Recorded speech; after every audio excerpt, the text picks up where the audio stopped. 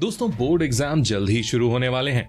कुछ स्टूडेंट्स की तैयारी अच्छी है, वहीं बहुत से स्टूडेंट्स ऐसे हैं जिन्होंने कुछ भी नहीं पढ़ा है। चाहे आपकी तैयारी कैसी भी हो, इस वीडियो को देखने के बाद आपके मार्क्स बढ़ने वाले हैं। अभी अगर आप 70% स्कोर कर रहे होंगे तो आपके मार्क्स 75 पर जंप कर जाएंगे। अभी आपके पास टाइम कम है, आपको स्मार्ट स्टडी करने की जरूरत है। और स्मार्ट स्टडी कैसे करनी है, ये आज मैं आपको इस वीडियो में बताऊंगा। और हाँ, वीडियो में मैंने एक ऐसी टेक्निक का भी जिक्र किया है जिसकी हेल्प से आप उन क्वेश्चंस का आंसर लिख पाओगे जो आपको नहीं आते हैं। तो दोस्तों, आज फिर जबरदस्त वैल्यू ऐड करेंगे आपकी लाइफ में। So let's begin. Number 6, answer framing technique. दोस्तों, यदि आपको एग्जाम में कुछ भी नहीं आ रहा है तो आंसर फ्रेमिंग ही एकमात्र ऐसी टेक्निक है जिसकी मदद से आप एग्जाम में पास हो सकते हैं। आपको जो भी क्वेश्चन दिया गया है उसमें ऐसा कीवर्ड ढूंढो जिसके बारे में थोड़ा बहुत आपके ब्रेन में पहले से इंफॉर्मेशन हो और उसी कीवर्ड के अराउंड उस आंसर को फ्रेम कर दो। कहने का अर्थ यह है कि आपको उस आंसर से रिलेटेड जो भी जानकारी मालूम है,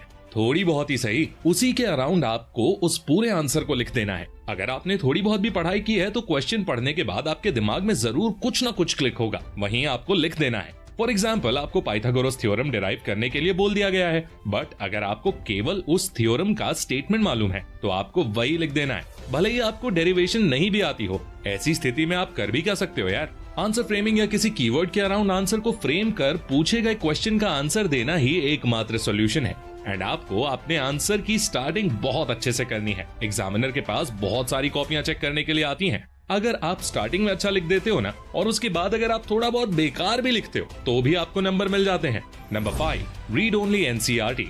दोस्तों, बहुत सारे स्टूडेंट्स ये गलती करते हैं। स्टडी सोर्सेज लिमिटेड होने चाहिए, खासकर तब जब आपके पास सीमित समय हो, बहुत कम टाइम बचा हो। अगर आपके पास बहुत समय होता और तब आप एनसीईआरटी के अतिरिक्त दूसरी चीजें भी पढ़ते तो उस वक्त आपको फायदा होता। लेकिन अभी आप सोचो कि मैं एनसीईआरटी भी पूरा पढ़ लूं, टीचर्स के नोट्स भी पढ़ लूं, एग्जाम्पलर भी पढ़ लूं, तो ये संभव नहीं है। और अगर आप पढ़ भी लेते हो तो इसका कुछ पॉजिटिव आउटकम नहीं आने वाला है, उल्टा आप पढ़ी हुई चीजें भी भूल जाओगे। अब समय बहुत कम बचा है, अब आपके पास में इतना टाइम नहीं है कि आप एग्जाम्पलर भी पढ़ो। आपको एनसीईआरटी पर ही फोकस करना है और आप जो भी पढ़ो वो आपको मग अप होना चाहिए। Number 4, focus on easy subjects. बहुत सारे स्टूडेंट्स की क्या आदत होती है ना कि वो साइंस मैथमेटिक्स के ऊपर ही ज्यादा ध्यान देते हैं। वो हिंदी इंग्लिश को इजी सब्जेक्ट कंसिडर करते हुए उन पर ध्यान ही नहीं देते हैं। वो सोचते हैं कि चलो हम हिंदी इंग्लिश तो एग्जाम के 10 दिन पहले भी पढ़ लेंगे। लेकिन दोस्तों, आप लोग को ऐसा नहीं करना है। आपके परसेंटेज तो ओवरऑल सभी सब्जेक्ट से बनने वाले हैं ना। आप 2 घंटे साइंस पढ़ो या आधा घंटा हिंदी पढ़ो,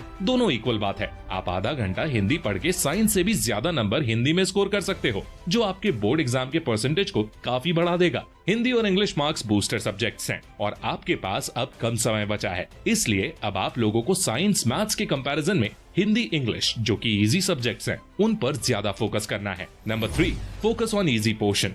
दोस्तों, कम समय में ज्यादा मार्क्स स्कोर करने का जो सबसे पहला स्टेप है वो है इजी पोर्शन पर फोकस करना। जी हाँ, आप चाहे बोर्ड एग्जाम की प्रिपरेशन कर रहे हो या फिर कम्पिटिटिव एग्जाम की, कुछ टॉपिक्स, कुछ चैप्टर्स ऐसे जरूर होते हैं जो वाकई में इजी होते हैं, या फिर आपको लगता है कि वो आपके लिए इजी है, हलवा है, स्कोरिंग इजी होगी। ऐसे टॉपिक्स पर आपको सबसे पहले ध्यान देना है, बिकॉज इन टॉपिक्स को कम टाइम देकर भी आप बहुत अच्छा स्कोर कर सकते हो, बहुत ज्यादा नंबर कवर कर सकते हो। ऐसा करने से आपको 2 फायदे होंगे। पहला, आपका कॉन्फिडेंस बिल्ड होगा ये देखकर कि आपका सिलेबस खत्म हो रहा है और आप आपके एग्जाम में अच्छा परफॉर्म कर पाओगे। एंड सेकेंड वन इज, ये आपके ओवरऑल स्कोर को बढ़ाने में रामबाण साबित होंगे। तो आपको क्या करना है, सिंपली आपको आपका सिलेबस देखना है और पता लगाना है कि कौन से टॉपिक्स या चैप्टर्स इजी हैं, स्कोरिंग इजी है। इसके बाद पिछले सालों में उन इजी चैप्टर्स में से क्या क्या क्वेश्चंस पूछे गए ये पता लगाना है और अपनी तैयारी आपको शुरू कर देनी है और खुद को विश्वास दिलाना है कि मैं कर सकता हूँ।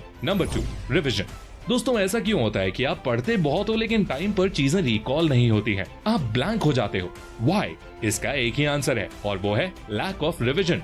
Not revising syllabus at least 2 to 3 times before the exam. और इस गलती की वजह से आपका एग्जाम क्रैक करने का सपना या बोर्ड एग्जाम में अच्छे नंबर स्कोर करने का सपना चूर चूर हो सकता है। आप किसी भी टॉपर का वीडियो देख लो, वो बोलेगा मैंने अपने सिलेबस को अच्छे से रिवाइज किया। और रिवीजन आपको साथ साथ करना है। हर दिन कम से कम 1 घंटा आपके शेड्यूल में होना ही चाहिए जिसमें आप कुछ नहीं करोगे, दूसरी कोई भी चीज नहीं पढ़ोगे, बस और बस रिवीजन करोगे। और एग्जाम के 5 दिन पहले आपको कुछ नया नहीं पढ़ना है, बस जो पढ़ लिया है उसी का रिवीजन करना है। Number 1, self confidence. दोस्तों, आत्मविश्वास एक ऐसी चीज है जिसके दम पर कई सारे लोगों ने अपनी लाइफ में सक्सेस हासिल की है। आपके पास कितनी ही नॉलेज क्यों ना हो, बट अगर सेल्फ कॉन्फिडेंस नहीं है तो वो सारा नॉलेज किसी भी काम का नहीं रहता। आपको आपके ऊपर भरोसा होना चाहिए। आपने चाहे बहुत कम ही क्यों ना पढ़ा हो, लेकिन अपने आप को विश्वास दिलाओ कि मैंने जितना पढ़ा है पूरा पेपर उसी में से आएगा और मैं पूरा पेपर सॉल्व कर पाऊंगा। और हाँ, एग्जाम के 1 रात पहले ज्यादा टेंशन नहीं लेनी है,